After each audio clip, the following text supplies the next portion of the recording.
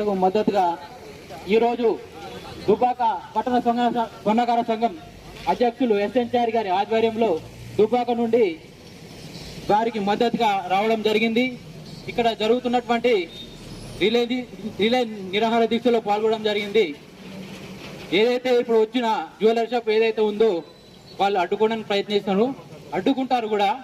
అట్లాంటి పుట్టగొడుగుల్లాగా ఇప్పుడు ముస్తాబాద్నే కావచ్చు, వేరే వేరే చిన్న చిన్న పట్టణాలు కూడా వెలుస్తున్నాయి. వాటిని కూడా ప్రభుత్వాలు పర్మిషన్ ఇవ్వకుండా స్వర్ణకార కుటుంబాల కడుపులు కొట్టకుండా చూసుకోవాలని కోరుతున్నాము.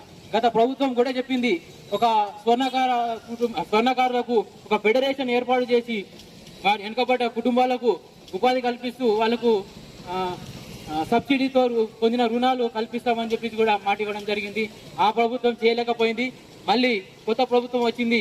మరి ఈ ప్రభుత్వం అన్న స్వర్ణకారుల పక్షాన ఉంటుందా అని మేము భావిస్తూ ఉన్నాము.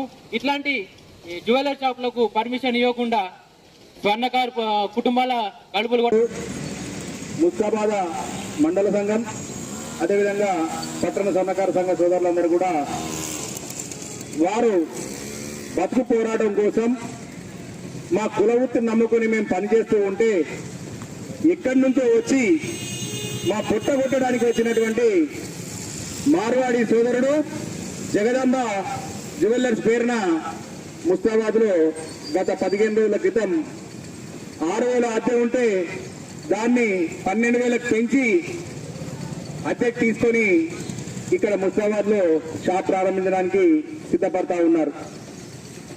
ఈ సందర్భంగా మేము దుబ్బాక పట్టణ స్వర్ణకార సోదరులందరం కూడా పట్టణ సంఘ తరఫున ఈ ముస్తాబాద్లో నిర్వహిస్తున్నటువంటి రిలే దీక్షలో పాల్గొన్న స్వర్ణకార సంఘాలందరికీ కూడా మా పూర్తి మద్దతు ప్రకటిస్తూ మీరు యొక్క ఏ కార్యక్రమం నిర్వహించినా మీ అందరికీ మేము తోడుగా ఉంటాం.